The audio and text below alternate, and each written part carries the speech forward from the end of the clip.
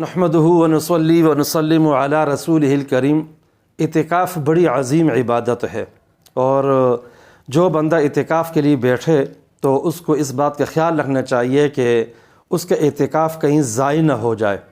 उसके लिए इस बात की तायीन बहुत ज़रूरी है कि पहले वो मस्जिद की हुदूद मालूम करे कि शरई मस्जिद कहाँ कहाँ तक है। आम तौर पर जो बड़ी मसाजिद होती हैं उनमें 3 हिस्से शरई मस्जिद के कहलाते हैं, हाल, बरामदा और सहन, जहाँ जहाँ नमाज़ें पढ़ी जाती हैं। और अगर कोई सिंगल मस्जिद है तो जहाँ जहाँ तक नमाज़ें पढ़ी जाती हैं जिस हिस्से पे, ये शरई मस्जिद है।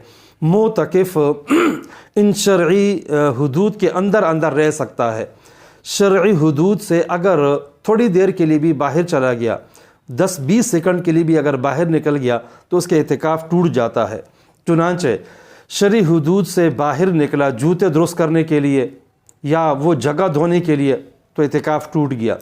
इसी तरह हाथ धोने के लिए बाहर चला गया तो इतिकाफ़ टूट जाएगा।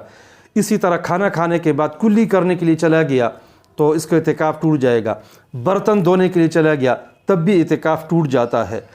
लिहाजा इसका एहतमाम करना बहुत ज़रूरी है।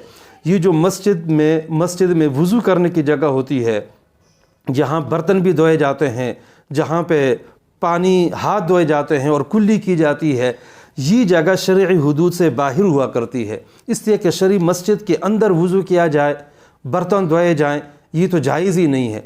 लिहाजा वज़ू की जो भी जगह होगी वहाँ पे मोतकिफ़ का जाना ठीक नहीं होगा, इसलिए कि वो शरई हुदूद से बाहर है। इसलिए मोतकिफ़ के लिए सबसे पहले ये ज़रूरी है कि जहाँ जिस मस्जिद में बैठता है उस मस्जिद की जो शरई हुदूद है और जो शरई मस्जिद का हिस्सा है पहले वो मालूम कर ले और जो बाहर की जगह हैं उनकी तायीन कर दे और शरई मस्जिद की हुदूद के अंदर ही रहे, बाहर हरगिज़ न जाए।